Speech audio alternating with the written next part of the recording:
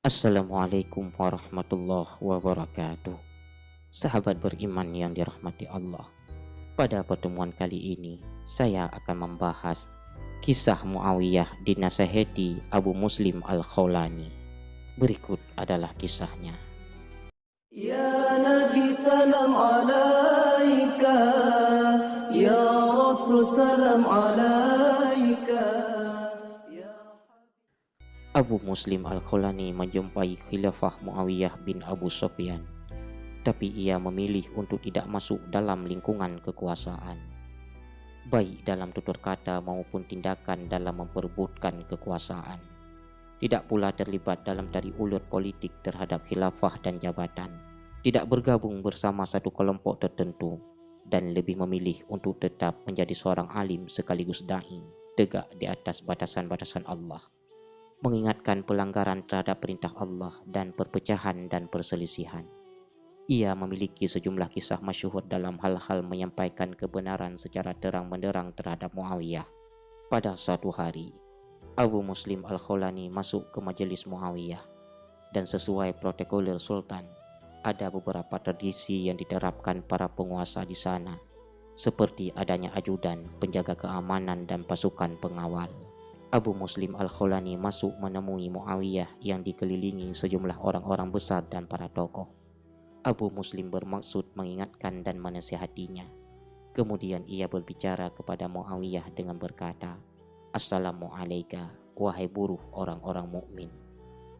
Para hadirin terdiam, menahan nafas dan mengkhawatirkan sesuatu yang tidak diinginkan akibatnya. Salah seorang hadirin berkata kepada Abu Muslim Al-Khawlani, "Amirul Mukminin, wahai Abu Muslim, luruskan kata-katamu." Abu Muslim Al-Khawlani mengulang ucapan salamnya, "Assalamualaikum, wahai buruh orang-orang mukmin." Ia seakan tidak mendengarkan peringatan yang disampaikan. Ia juga seakan ingin menyadarkan pendengaran nalar dan juga ingin mengembalikan mereka kepada kebenaran tanpa menjilat ataupun mencari muka. Ketika para hadirin bersikeras dan gaduh mengingkari kata-kata Abu Muslim, Muawiyah dengan pemahaman, ilmu dan kesabarannya memotong pengingkaran mereka ini lalu berkata kepada mereka, "Biarkan saja Abu Muslim, dia lebih tahu apa yang ia ucapkan." Saat itulah Abu Muslim menyampaikan nasihat kepada sang pemimpin Muawiyah. Ia berkata kepada Muawiyah, "Wahai Muawiyah, setelah Allah melimpahkan urusan rakyat kepadamu, perumpamaanmu seperti orang yang menyewa buruh. Lalu ia menyerahkan urusan kambing-kambing miliknya kepada buruh itu dan bersedia memberinya upah dengan syarat ia harus mengembala kambing-kambing miliknya dengan baik, memelihara tubuh kambing-kambingnya, memperbanyak wol dan air susunya.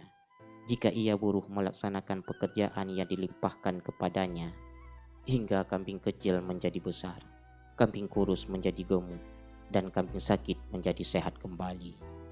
Si pemilik kambing akan memberinya upah plus bonusnya. Namun jika si buruh tidak mengembalakan kambing-kambing itu dengan baik dan melelaikannya hingga kambing kurus mati, kambing gemuk menjadi kurus, hilang wol dan susunya, maka si pemilik kambing tidak memberinya upah, justru marah dan memberinya hukuman. Maka silakan engkau memilih mana yang baik bagimu dan mana yang mendatangkan upah bagimu." Muawiyah menundukkan kepala ke tanah mendengar dan memahami kata-kata Abu Muslim.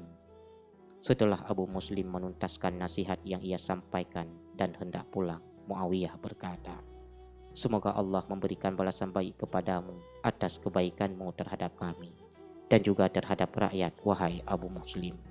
Setahu kami engkau tulus karena Allah, Rasulnya, dan kaum muslimin secara keseluruhan." Abu Muslim Al-Khawlani menghadiri salat Jumat di Masjid Jami' Damaskus seperti biasa. Muawiyah menyampaikan khutbah. Dalam khutbahnya ia menyinggung proyek perbaikan air sungai berada agar jernih dan bisa diminum rakyat. Tampaknya penduduk Damaskus sudah bosan membicarakan tentang hal itu, hingga Muawiyah bermaksud untuk menjelaskan dan menenangkan pikiran mereka. Saat Muawiyah tengah menyampaikan khutbah, Abu Muslim Al-Khawlani memotong pembicaraannya dan memanggilnya di tengah-tengah jamaah salat seraya berkata, "Wahai Muawiyah, ingatlah bahwa hari ini ataupun esok engkau akan menjadi santapan serangga. dan rumahmu adalah kuburan. Jika engkau membawa sesuatu, maka di dalam kuburan pasti ada sesuatu. Dan jika engkau datang dengan hampa, maka engkau akan mendapati kuburan hanya tanah rata. Aku memohon perlindungan kepada Allah untukmu, wahai Muawiyah, bahwa engkau mengira khalifah itu mengalir aliran sungai baru dan mengumpulkan harta benda. Khilafah itu adalah mengamalkan kebenaran, berkata adil, dan menuntun rakyat menuju ridha Allah Azza wa Jalla. Wahai Muawiyah, kami tidak peduli meski air sungai keruh apabila kepala kami jerih. Kaulah kepala kami, maka berusahalah dengan sekuat tenaga agar engkau tetap jernih. Wahai Muawiyah, jika engkau berbuat zalim terhadap satu orang saja, kezalimanmu kepada orang itu akan melenyapkan wibawamu. Maka dari itu, jauhilah olehmu perbuatan zalim, karena kezaliman itu kegelapan-kegelapan pada hari kiamat. Setelah selesai berkhutbah dan salat, Muawiyah menghampiri Abu Muslim lalu mengucapkan salam kepadanya. Berterima kasih kepadanya atas peringatan dan nasihat yang ia sampaikan. Muawiyah berkata, semoga Allah merahmatimu, wahai Abu Muslim, dan semoga Allah memberikan balasan terbaik kepadamu atas kebaikanmu kepada kami. Setelah itu semuanya bubar kembali kepada pekerjaan dan rezeki masing-masing sambil membicarakan perkataan yang disampaikan Abu Muslim dan juga keberaniannya dalam menyampaikan kebenaran dengan rasa kagum, serta mendoakan pemimpin yang mau mendengarkan nasihat yang disampaikan dengan penuh kehangatan dan penghormatan tanpa disertai amarah. Sahabat beriman yang dirahmati Allah, pada satu ketika Muawiyah tidak kunjung memberikan jatah kepada rakyat. Sepertinya hal tersebut disebabkan karena ia tengah mempersiapkan pasukan atau mungkin juga karena minimnya pemasukan negara. Padahal sejumlah kawasan memiliki kehidupan sejahtera dan sumber pendapatan dengan mudah. Muawiyah naik mimbar untuk berkhutbah pada hari Jumat seperti biasanya. Abu Muslim lantas memanggilnya dengan berkata, wahai Muawiyah, harta itu bukanlah milikmu, bukan pula milik ayah ataupun ibumu. Lantas, atas dasar apa engkau tidak memberikannya kepada rakyat? Hanya itu kata-kata yang disampaikan Abu Muslim. Intonasi kata-kata Abu Muslim keras, nadanya kasar dan menyakitkan, hingga Muawiyah marah yang tampak jelas di wajahnya. Namun Muawiyah tidak tersulut emosi dan tidak membalas kata-katanya. Bahkan ia meminta semua orang untuk tetap berada di tempat mereka.